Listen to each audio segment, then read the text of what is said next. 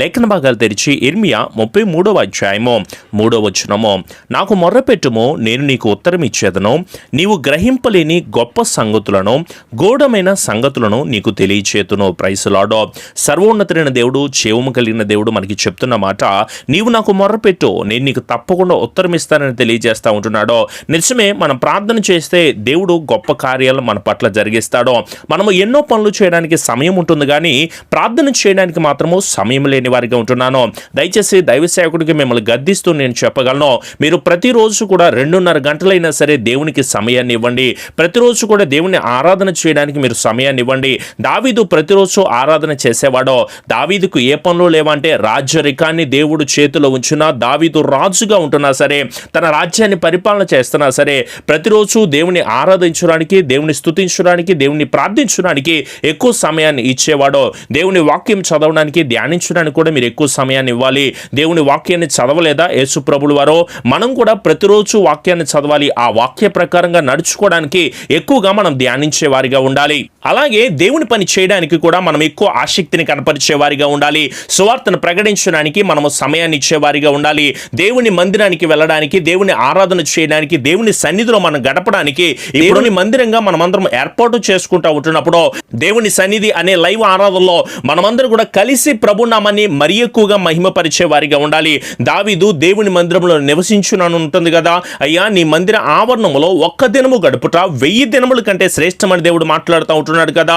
యాకోబు ఎక్కువ సమయాన్ని దేవునికి ఇచ్చాడు, దీవెనలు పొందుకున్నాడు. ఏశావు సమయాన్ని ఇవ్వలేదు, ఏమైపోయాడు చెప్పండి? శాపగ్రస్తమైన జీవితాన్ని పొందుకున్నాడు. గెహజీ మాత్రము సంపాదన కోసమో తనకు అధికమైన సమయాన్ని ఇచ్చాడు, ఏమైపోయాడో? చివరికి వ్యాధితో, రోగముతో ముత్తబడే వారిగా ఉంటున్నాడు. అయితే ఇక్కడ దేవుడు మనకి చాలా క్లియర్గా చెప్తున్న మాట, మనము దేవాది దేవునికి మొర్ర పెట్టుకోవడానికి గనక తగిన సమయాన్ని ఇస్తే ఆయన మనకు ఉత్తరం ఇస్తాను అని తెలియచేస్తా ఉంటున్నాడు. మనము గ్రహింపలేని గొప్ప సంగతులైనా సరే, గూఢమైన సంగతులైనా సరే మనకు తెలియచేస్తానని దేవుడు మనకి వాగ్దానముతో కూడిన కొన్ని మాటలను తెలియచేస్తా ఉంటున్నప్పుడు, ఇక్కడ మాట ఇచ్చినది మనిషి కాదు, సర్వోన్నతుడైన జీవము కలిగిన దేవుడే. సో మనమందరం కూడా ఈ రోజు నుంచి మొరపెట్టే వారిగా ఉందాము. గడిచిన 6 రోజులు మీరెంతో చక్కగా శ్రేష్టంగా దేవునికి మొరపెట్టుకుంటూ, వేడుకుంటూ, లైవ్ ఆరాధనలో పార్టిసిపేట్ చేస్తూ మీరెంతో చక్కగా ఆరాధన పూరితమైన ఆత్మీయమైన అనుభవాన్ని మీరు పొందుకున్నారో, ఈ రోజు కూడా మీరు తప్పకుండా వదిలిపెట్టకుండా, విడిచిపెట్టకుండా ప్రార్థననే ఆయుధాన్ని చేత్తో పట్టుకుని మీరందరూ కూడా ప్రార్థన చేయండి. మీలో ప్రార్థన చేయలేకపోవడానికి గల కారణం ఏమిటి అంటే, వాక్యానికి లోబడలేని స్థితిలో మీరు ఉంటున్నారో. వాక్యము మనకు ఏ ప్రకారమైన విషయాలను తెలియచేస్తూ ఉంటుందో ఆ వాక్య ప్రకారంగా మనమందరం జీవించే వారిగా ఉందామో. మీరు దేవుని వాక్యానికి లోబడకుండా, దేవుని మాట ప్రకారంగా నడుచుకోకుండా మీరెంత ప్రార్థన చేసినా అది వృధా ప్రయాస ప్రార్థనే. మీ హృదయంలో పాపం ఉంచుకుని మీరు ప్రార్థన చేస్తున్నా సరే, దేవుడు మీ పాపుల ప్రార్థన మాత్రమో ఆలకించునని చాలా క్లియర్గా చెప్పాడు.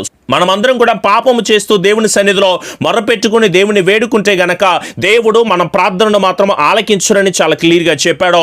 వేషధారుల ప్రార్థన నేను ఆలకించునని, విశ్వాసంతో కాకుండా సందేహిస్తూ నువ్వు పెడుతున్న మొరలు నేను ఆలకించును అని, గర్వంతో నువ్వు చేస్తున్న ప్రార్థన నేను ఆలకించునని, ఇతరుల అపరాధనలు క్షమించడానికి నిరాకరించే నీవు, ఇతరుల పాపములు క్షమించలేకుండా ఉండే నీవు, నీ శత్రువును కూడా ప్రేమించలేని నీవు, నీ సహోదరులను కూడా ప్రేమించలేని నువ్వు ప్రార్థన చేస్తుంటే దేవుడు ఎందుకు నీ ప్రార్థన ఆలకిస్తాడు? దేవుడు ఎందుకు నీ ప్రార్థన ఆలకించాలి? ఒకసారి ఆలోచన చేయండి. మీరందరూ కూడా మనమందరము దేవునికి ఇష్టానుసారమైన బిడ్డలుగా ఉండాలి అన్నా, మనకు గ్రహింపలేని గొప్ప సంగతులు తెలియచేయబడాలి అన్నా, గూఢమైన సంగతులు దేవుడు మనతో మాట్లాడాలి అన్నా, దేవుడు మన పట్ల కలిగి ఉన్న ప్రణాళిక, ఆయన ఆలోచన, ఆయన తలంపులో, ఆయన విధానాలన్నీ కూడా మనకి తెలియాలి అన్నా సరే, మనము తప్పకుండా దేవునికి మొర్ర పెట్టుకుంటూ వేడుకునే వారిగా ఉందామో. ఒక విశ్వాసి ప్రార్థన చేయకపోతే గొడ్డుబోతిగా మారిపోతాడండి. ఒక విశ్వాసి ప్రార్థన చేయకపోతే, దేవుని సన్నిధిలో ఆరాధన చేయకపోతే ఒక తిట్టుబోతిగా మారిపోతాడు, ఒక తిరుగుబోతుగా మారిపోతాడు, ఒక పొగరుబోతుగా, ఒక నిద్రబోతుగా మారిపోయే వారిగా ఉంటున్నారు. దయచేసి గమనించండి. మీలో ఇంకా తిండిపోత ఆత్మను కలిగి ఉన్నారేమో, తాగుబోతు జీవితాన్ని కలిగి ఉన్నారేమో, సోమరిపోత ఆత్మ కలిగి ఆసక్తి లేకుండా అనాసక్తిగా జీవిస్తూ ఏదో ఆదివారమో శుక్రవారమో దేవుని ఆరాధన చేద్దామనే భ్రమలో బ్రతుకుతున్నారేమో. దేవుని వాక్యం మీతోనే మాట్లాడుతూ ఉంటుంది. మీరు కష్టాన్ని అనుభవిస్తున్నారో, నష్టాన్ని అనుభవిస్తున్నారో, శ్రమల్ని అనుభవిస్తున్నారో, ఎన్నో బాధాకరమైన పరిస్థితులు గుండా మీరు వెళ్తున్నారో, మీ కష్టాలు కన్నీళ్లు చెప్పుకోవాలంటే పుస్తకాలైనా సరిపోనని భయంకరమైన బాధలో ప్రతిరోజు కూడా అనుభవిస్తూ వేదనకరమైన పరిస్థితులు గుండా వెళ్తున్నావో, అయినా సరే మనము జ్ఞానము లేని బిడ్డలుగా ఉంటే ఎలా చెప్పండి? లోకస్తులు కూడా అలాగే జీవిస్తున్నారు, మనం కూడా అలాగే జీవిద్దామా? అవమానాలు పొందుకున్నామని చెప్తున్నావు బ్రదర్. నేను ప్రతిరోజు ప్రతిరోజు దుఃఖంతో ఉంటున్నానో, నాకు ఈ కార్యాలు జరగట్లేదో, నాకు ఈ పనులు జరగట్లేదో, నేను అనుకున్న రకంగా కార్యాలు జరిగించబట్టలేదు అని చెప్పేసి బాధపడుతూ ఉంటున్నావో, కుటుంబంలో వేదనలు బ్రదర్, అనారోగ్యాలతో ఉంటున్నానో, అవమానాలతో, నిందలతో, శ్రమలతో, వివాహాలు లేక, జాబులు లేక, గర్భఫలాలు లేక నా బిడ్డలు పాడైపోతున్నారండి, అనుకున్నది జరగట్లేదండి, ఎన్నో రకాలైన కోర్టు సమస్యలతో, అక్రమ సమస్యలతో, ఎన్నో వేదనకరమైన పరిస్థితుల్లో నేను ఉన్నానయ్యా అని చెప్పేసి ప్రతిరోజు కూడా బాధపడుతూ ఉంటున్నారు కదా. మీరు ఎన్ని చేసినా, ఎన్ని కార్యాలు చేసినా సరే, మీరు సర్వోన్నతుడైన దేవాది దేవునికి మొర్ర పెట్టుకోవడం మీరందరూ కూడా నేర్చుకోండి.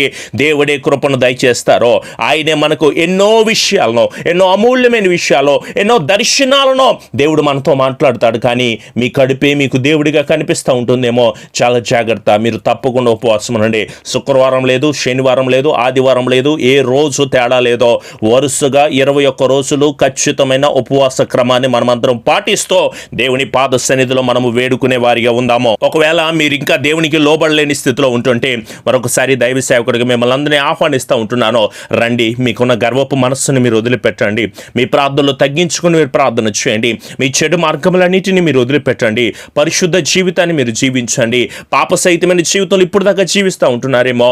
మన దేశము స్వస్థపడాలి అంటే ప్రార్థననే పట్టుదల కలిగి విసుగక మనం ప్రార్థన చేస్తూ, ఆసక్తితో మనం ప్రార్థన చేస్తూ, ఉపవాస ప్రార్థన చేస్తూ, ఒక నిరీక్షణ కలిగిన వారమే అంతము వరకు నమ్మకంగా ఉంటూ పరలోక రాజ్యము చేర్చబడేంత వరకు కూడా నమ్మకమైన బిడ్డలుగా మనం అందరం కూడా జీవించే వారిగా ఉందాం. వ్యాధులు ఉన్నాయని, రోగాలు ఉన్నాయని, అనారోగ్యాలు ఉన్నాయని, అప్పులు ఉన్నాయని, కష్టాలు, కన్నీళ్ళు, నా కుటుంబంలో ఎన్నో రకాలైన బాధల బ్రదర్ అని చెప్పేసి ఎంతో బాధపడుతున్నావో, వీటి విషయమే నువ్వు కంగారు పడవలసిన అవసరం లేదో. నా దేవుడు మిమ్మల్ని పూర్ణులుగా చేసి స్థిరపరిచి వాటన్నిటి నుంచి పూర్తి విడుదల తప్పకుండా దయచేస్తాడు. కానీ మీరందరూ కూడా నా దేవాది దేవునికి 2 హస్తాలు ఆయన వైపు చాచి కనుక మీరు ప్రార్థన చేస్తే గొప్ప జయాన్ని మీరందరూ కూడా పొందుకుంటారు. రండి, కలిసి మనమందరం కూడా ప్రార్థన చేద్దాము. కృపాసత్య సంపూర్ణుడా, మా గొప్ప దేవ, ప్రతి ఒక్కరు కూడా మీ 2 హస్తాలు ఆయన వైపు చాచి కళ్ళు మూసుకుని మీరు ఏ ప్రదేశాల్లో ఉంటున్నారో అక్కడే దేవుని నామాన్ని స్తుతించండి. పరిశుద్ధుడా, కృప కలిగిన దేవ, అన్ని నామముల కన్నా పై నామము కలిగిన దేవ, శ్రేష్టమైన మా ప్రియ పరలోకపు తండ్రి, నీ బిడ్డలో ఈ సమయములో, ఈ సమయకాలమందు నాయన మీ పాద సన్నిధిలో చేరి మోకరించి ప్రార్థన చేస్తూ ఉండగా గొప్ప విడుదల, గొప్ప ఆశీర్వాదము, గొప్ప వెలుగుని బిడ్డలకు మీరు దయచేయండి నాయన. నాకు మొర్ర పెట్టుమో, నేను నీకు ఉత్తరం ఇస్తానని మీరు మాట్లాడుతున్నారు ప్రభువా. మేము గ్రహించలేని మా భవిష్యత్తులో ఏ కార్యాలు చేయాలో, ఎలా వెళ్ళాలో, ఎలాంటి నడవడికను కలిగి ఉండాలో, మా భవిష్యత్తు ఏ ప్రకారంగా నడుచుకోవాలో ప్రభువా అర్థం కాని దయనీయమైన పరిస్థితులను బిడ్డలు వెళ్తూ ఉండగా ఒక్కసారి మార్గాన్ని చూపించండి. సకల దురాత్మ శక్తులన్నీ కూడా యేసు నామములో లయం అవడానికి నీ బిడ్డలను అడ్డగిస్తూ, నీ బిడ్డలు దురాత్మ శక్తులతో పీడించబడుతున్న ప్రతి ఒక్క నామమును, ప్రతి ఒక్క క్రియను, ప్రతి ఒక్క దురాత్మ శక్తులన్నిటిని కూడా యేసు నామములో బిడ్డలకు పూర్తి విడుదల కుటుంబాలకు దయచేయండి నాయన. నెమ్మదితో, సమాధానముతో, కోర్టు సమస్యలతో, వివాహాలని, జాబులని, గర్భఫలాలని, జ్ఞానము లేక ఎంతో బాధపడుతూ, భయపడుతూ, వేదనకరమైన పరిస్థితుల్లోని బిడ్డలందరూ వెళ్తూ ఉండగా నాయన ఒక్కసారి మీ విడుదల బిడ్డలకు మీరు దయచేయండి నాయన. దుఃఖానికి ప్రతిగా సంతోషమిచ్చి ఆదరిస్తాను తండ్రి. అలాగే బిడ్డలు వ్యభిచరిస్తూ ఉంటున్నారేమో, పాప సహితమైన కార్యాలు చేస్తూ ఉంటున్నారేమో నాయన, వాటన్నిటి నుంచి విడుదల పొందుకున్న ప్రభువా వారు పడుతున్న వేదనకు గొప్ప దీవెన బిడ్డలకు అందించి, స్థిరపరిచి, దీవించి, ఆశీర్వదించి బలాభివృద్ధిని కుటుంబాల్లో దయచేయమని నెమ్మది కలిగిన ఆత్మతో, సమాధానం కలిగిన ఆత్మతో ఉదయకాలపు లైవ్ ఆరాధనలో మీరు మాకు తోడై ఉన్నాడు ప్రభువా. నీ బిడ్డలు ఉపవాస ప్రార్థన చేస్తూ ఉండగా వారి ప్రార్థనలకు తగిన ప్రత్యుత్తరాన్ని మీరు దయచేసి దీవించి ఆశీర్వదించమని, అలాగే రాత్రికాలపు కుటుంబ ప్రార్థనలో మీరు దైవ సేవకుడు ఈ కుటుంబాలన్నిటి గురించి మీ పాదాల సన్నిధిలో ఉంచుతూ ఉండగా ప్రభువా మీ కృప, దీవెన, ఆశీర్వాదం వారి కుటుంబాలు మీరు అందించి, స్థిరపరిచి, బలాభివృద్ధిని, నెమ్మదిని, సమాధానాన్ని వారి కుటుంబాల్లో అందించి ఆశీర్వదించమని, అలాగే ప్రభువా మందిర నిర్మాణాల విషయంలో, ఆత్మీయ తల్లిగారి ఆరోగ్య విషయంలో కూడా ప్రభువా సకల ఆశీర్వాదములు, దీవెనలతో నడిపించి, స్థిరపరిచి, కృపదయచేసి ఆశీర్వదించమని మా ప్రియ రక్షకుడైన యేసు నామములో అడుగుచున్నాము తండ్రి. ఆమెన్. మీ ప్రార్థన అవసరతలు మాకు తెలియచేయండి. తప్పకుండా వాటన్నిటి విషయమే ఎల్లప్పుడూ కూడా ప్రార్థన చేసేవారిగా ఉంటాము. ఈ ఛానల్ని సబ్స్క్రైబ్ చేసుకోండి. పక్కనున్న బెల్ ఐకాన్ క్లిక్ చేయడం వల్ల మేము ఎప్పుడు వాక్యాలు పెడుతున్నా తప్పకుండా నోటిఫికేషన్ కింద వస్తాయి. అలాగే ఈ వాక్యాన్ని మీ స్నేహితులకి, బంధువులకి తప్పకుండా షేర్ చేయండి. వాళ్ళు కూడా ఉపవాస ప్రార్థన చేయమని తప్పకుండా మీకు తెలియచేయండి. ప్రతిరోజు ఉదయం 6 గంటలకు ఉదయకాలపు దేవుని స్వరం అనే లైవ్ కార్యక్రమం వస్తుంది. తప్పకుండా వీక్షించండి. అలాగే ప్రతిరోజు రాత్రికాల సమయం ముందు 9 గంటలకు కుటుంబ ప్రార్థన అనే లైవ్ కార్యక్రమం వస్తుంది. తప్పకుండా వీక్షించండి. ఈ పరిచర్యకి సహకారులుగా ఉంటున్న ప్రతి కుటుంబాన్ని కూడా దేవుడు దీవించి, ఆశీర్వదించి, బలాభివృద్ధిని దయచేయబడునుగాక. ఆమెన్.